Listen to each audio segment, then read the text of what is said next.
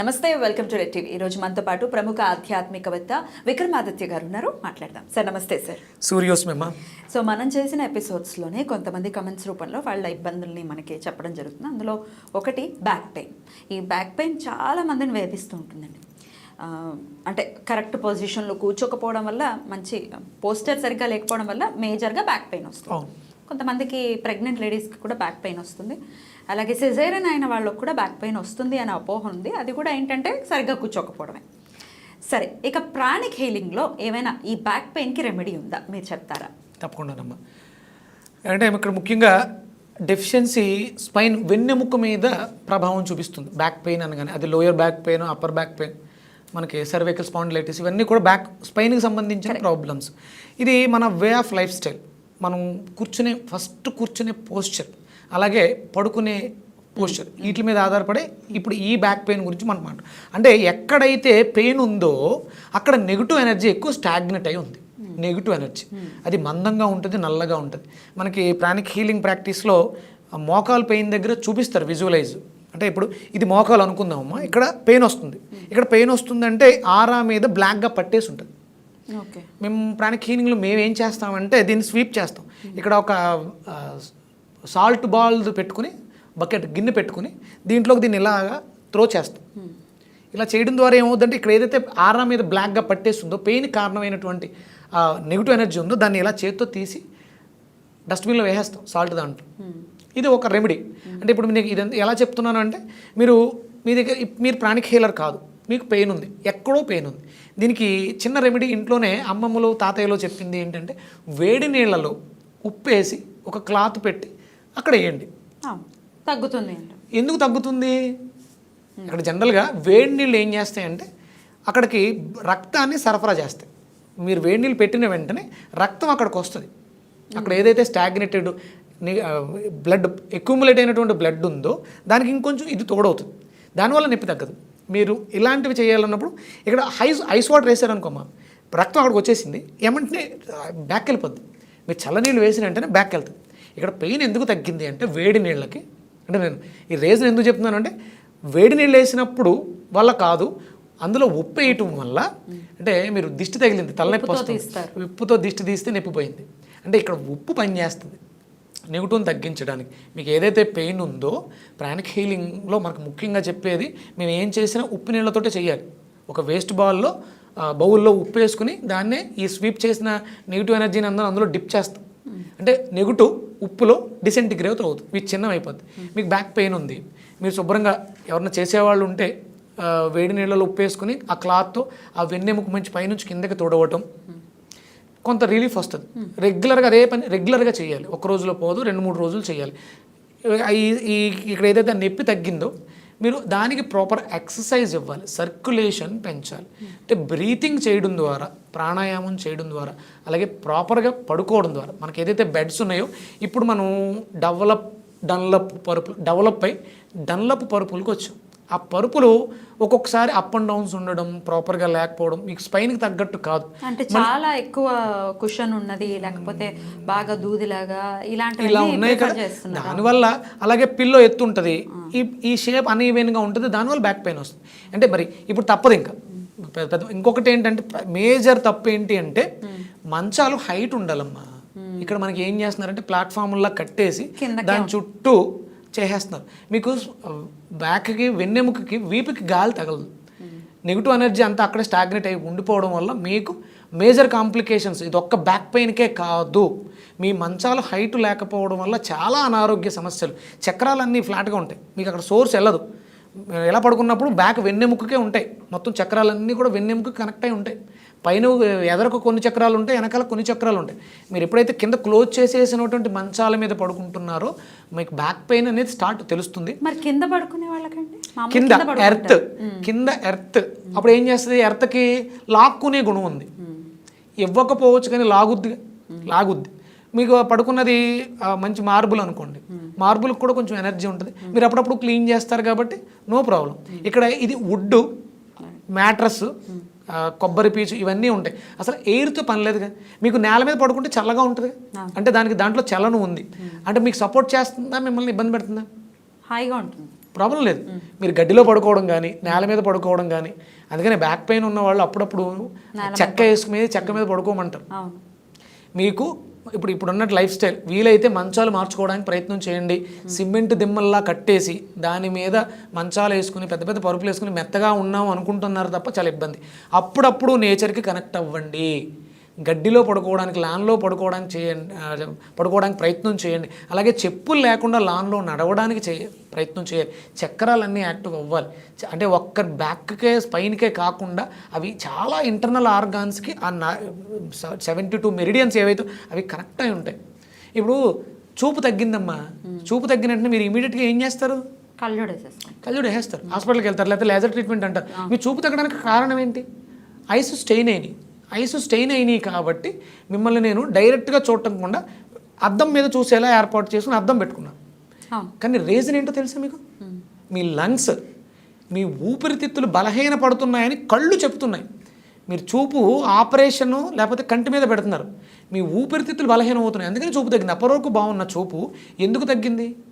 మీరు తీసుకునే ఉచ్ఛ్వాస నిశ్వాసలు శ్వాసలు లోపలికి వెళ్ళిన తర్వాత 49 రకాలుగా డివైడ్ అయ్యి ఒక శ్వాస చెవికి వెళితే వినపడద్ది. ఈ శ్వాస తగ్గితే వినికిడి తగ్గుద్ది, ఒక శ్వాస తగ్గితే చూపు తగ్గుద్ది, ఒక శ్వాస తగ్గితే బ్రెయిన్ ముద్దుబారడం. అంటే కార్బన్ డైఆక్సైడ్ ఉంటే కోమాలో ఉంటారు, ఆక్సిజనే కదా, ఆ గాలే కదా, కార్బన్ డైఆక్సైడ్ వాయువే కదా, అది కూడా. కార్బన్ డైఆక్సైడ్ ఎక్కువ వెళితే అంటే ఆక్సిజన్ సప్లై లేకపోతే కార్బన్ డైఆక్సైడ్ మొద్దుగా ఉంటుంది, మైండ్గా ఉంటుంది, డిమ్ముగా ఉంటుంది. ఒకే శ్వాస మీరు పీల్చుకునే ఎడాపింగళ నాడీల ద్వారా పీల్చుకునే శ్వాస లోపలికి వెళ్ళి 49 రకాలుగా విడివడి 49 రకాల ఆర్గాన్స్ని యాక్టివ్ చేస్తుంది. అది బ్రెయిన్కి వెళ్ళి బ్రెయిన్లో తీసుకునే. అక్కడ మీకు చూపు తగ్గుతుంది అంటే కారణం మీ ఊపిరితిత్తులు బలహీనం అవుతున్నాయి. మీరు ఊపిరితిత్తుల్ని బలవంతం చేసుకోండి, శక్తివంతం చేయండి. కళ్ళు పోయిన వెంటనే ఆపరేషన్లో అద్దాలు వేయించుకుంటే కాదు, మీకు ఇంకా డ్యామేజ్ అయ్యి ఊపిరితిత్తుల మీద ప్రభావం పడుతుంది. ఇక్కడ ప్రతిదీ కూడా మనం నేచర్కి దూరం అవటం వల్ల, మనం ప్రకృతి విరుద్ధంగా, అంటే ప్రకృతి అంటే బయట ఉండే ప్రకృతి కాదు, లోపల ప్రకృతికి విరుద్ధంగా చేస్తున్నాం. సుఖాలు, ఏసీ రూమ్స్, కార్బన్ డైఆక్సైడ్. మీరు ఏసీ రూమ్లో ఏసీ తప్పేం కాదు, ఏసీ మంచిదే, అది ఎయిర్ని ప్యూరిఫై చేస్తుంది. దాంతోపాటు మీరు ఏం చేస్తారంటే సీలింగ్ ఫ్యాన్ వేస్తారు. ప్యూరిఫై అయినటువంటి ఎయిర్ మళ్ళీ కార్బన్ డైఆక్సైడ్ పైకి వెళ్తుంది. అది వేడిగా ఉంటుంది, పైన ఉంటుంది, కింద చల్లగా ఉంటుంది. ఇది ఆక్సిజన్. మీరు ఫ్యాన్ వేసిన పైన ఉన్న కార్బన్ డైఆక్సైడ్ మళ్ళీ కిందకు వస్తుంది, మళ్ళీ ఏసీ లోడ్ పీల్చుకుని దీన్ని మళ్ళీ ప్యూరిఫై చేసి మళ్ళీ పంపిస్తుంది. ఇదే రిపీట్ అవుతూ ఉంటుంది. అంటే సీలింగ్ ఫ్యాన్ ఏసీ వేయడం వల్ల తప్పు వస్తుంది. మీరు 24 ఏసీ వేసుకోండి, నో ప్రాబ్లం, కానీ ఫ్యాన్ వాడొద్దు, పైగాలి కిందకి పంపించద్దు కార్బన్ డైఆక్సైడ్. దానివల్ల కూడా ఈ బ్యాక్ పెయిన్, అంటే ఆక్సిజన్ సఫిషియెంట్గా లేకపోవడం వల్ల వెన్నెముకలో ఆ ట్రావెల్ సరిగ్గా జరగకపోవడం వల్ల ఎక్కడైతే బ్లాక్ ఉంటుందో అక్కడ పెయిన్ వస్తుంది. అది ప్రాబ్లం కాదు, ఇండికేషన్. మీరు మీ లైఫ్ స్టైల్ మార్చుకోండి అని చెప్తుంది. తర్వాత అది డ్యామేజ్ అవ్వటం, సర్జరీకి వెళ్ళటం, ఇవన్నీ నెక్స్ట్ లెవెల్. అందుకని మీకు ముఖ్యంగా చేయాల్సింది ఏంటంటే ప్రాపర్ ఎక్సర్సైజ్. మీకు ఎక్కడైతే పెయిన్ ఉందో దాని మీద ఎక్కువ దృష్టి పెట్టి ప్రాణాయామం చేస్తూ ఎక్సర్సైజ్ చేయడం ద్వారా అక్కడికి ఆక్సిజన్ సఫిషియెంట్గా వెళ్ళి దీన్ని క్లియర్ చేస్తుంది. సరే, ఇప్పుడు పెద్దవాళ్ళు ఉన్నారు, ఇవన్నీ చేయలేరు, వాళ్ళకి ఏం చేయాలంటే రెగ్యులర్గా ఆముదం తీసుకుంటే ఊపిరితిత్తులు పనిచేస్తాయి. ఆముదానికి ఊపిరితిత్తులకి ఏంటి సంబంధం? ఊపిరితిత్తులు సరిగ్గా పనిచేయని వాళ్ళకి మలబద్ధకం ఉంటుంది. మలబద్ధకం ద్వారా 108 రకాల రోగాలు వస్తాయి. మీరు ఎప్పుడైతే మలాన్ని, అంటే నాకు డైలీ మోషన్ ఫ్రీగా అవుతుందని అనుకుంటారు, కానీ మనకు తెలియకుండానే పొరలు కట్టి లోపల చాలా చోట్ల స్టోర్ అయిపోయి ఉంటుంది. మీరు ఆముదం తీసుకున్నప్పుడు మోషన్స్ ఎక్కువ అవుతాయి, 10-11 అవుతాయి. రోజుకు ఒక్కటయ్యేది, ఆ రోజు 10-11 ఎలా అయినాయి? ఎక్కడి నుంచి వచ్చింది అదంతా? మలం ఎక్కడెక్కడో బాడీ పంపించడానికి వీలు లేక దాచేస్తుంది. అంటే సరైన వ్యాక్యూమ్ ఎయిర్ లేకపోవడం వల్ల ఇవన్నీ జరుగుతున్నాయి. మీరు ఎప్పుడైతే ఆముదం తీసుకుంటారో చాలా వరకు వాత రోగాలు, వాతం కదా, పెయిన్స్ అంటే వాతం కదా, చాలా వరకు వాత రోగాలు తగ్గిపోతాయి. పూర్వంలో తీసుకునేవారు కదండి, పూర్వం వాళ్ళు తీసుకునేవారు, కంపల్సరీ నెలకొకసారి తీసుకునేవారు. మా అమ్మగారు చెప్తూ ఉండేవాళ్ళు, మా అమ్మమ్మ వాళ్ళు నెలకొకసారి కాదు కానీ 6 నెలలకు ఒకసారి ఇచ్చేవారట. ఒక ఆకు మీద వేసేసి వాళ్ళు పరుగులెట్టేసేవారట, పొద్దున్నే ఇచ్చేవారు. అప్పుడు ఆముదాలు కొంచెం గట్టిగా స్ట్రాంగ్గా ఉండేవి. డెఫినెట్గా అమ్మా, ఇప్పుడు కూడా అంటే పూర్వం కాదు, ఇప్పుడు కూడా పని చేయండి. సాధారణ అంటే కల్తీ ఏది రాదు. ఆముదాన్ని కల్తీ చేసేవాడు అంటే ఆడు ఇంకా ఆడకన్నా జిడ్డోడు ఉండడు. ఆముదం కల్తీ జరగదు. మనకి డాబర్ వాళ్ళది ఎరండి తైలం అని మెడికల్ షాప్లో దొరుకుద్ది. ఎక్కడికక్కడ ఏ ఊరికి ఆ ఊరికి సొంతంగా ఆముదం గింజలు చేసి పట్టి ఉన్నాయి, చాలా ఉన్నాయి. ఎలా తీసుకోవాలండి దాన్ని?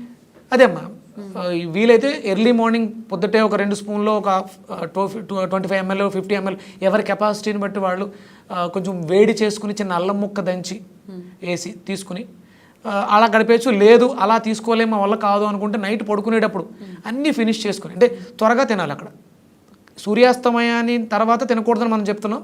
సూర్యాస్తమయం తర్వాత పడుకునే ముందు ఒక 2 స్పూన్లు కొంచెం వేడి చేసి పాలల్లోనూ లేకపోతే వేడి నీళ్ళల్లోనూ కలుపుకొని తీసేసుకోవచ్చు. ఏమీ కాదు, రాత్రంతా ఏమవుదు. ఎర్లీ మార్నింగ్ ఏదైతే మీకు సింగల్ ఉందో అది కొంచెం పెద్దగా ఉంటుంది, అంతే, ఒక్కటే ఉంటుంది, కొంచెం పెద్దగా ఉంటుంది. లేకపోతే ఇంకొకసారి ఎక్కువ ఉంటుంది. మీకు వేడి నీళ్ళు తాగితే 1 2 ఎక్స్ట్రా అవుతాయి. రెగ్యులర్గా అయ్యే మోషన్ కన్నా ఇంకొకటి ఫ్రీగా ఉంటుంది అంతే. ఎప్పుడైతే మలం క్లియర్ అయిందో ఊపిరితిత్తులు క్లియర్ అయినాయో మీకు టోటల్ బాడీ సైకిల్ అంతా హ్యాపీగా ఉంటుంది. విజన్ బ్రైట్నెస్ పెరుగుద్ది. కళ్ళు బాగాలేదని హాస్పిటల్కి వెళ్ళి హాస్పిటల్కి వెళ్ళి కళ్ళజోళ్ళు వేసుకోవడము, లెన్స్ వేయించుకోవడము కాదు, ఊపిరితిత్తులను బాగు చేసుకోండి.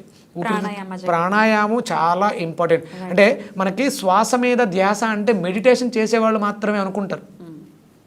24 గంటలు మనం శ్వాస మీద ధ్యాస పెట్టాలి.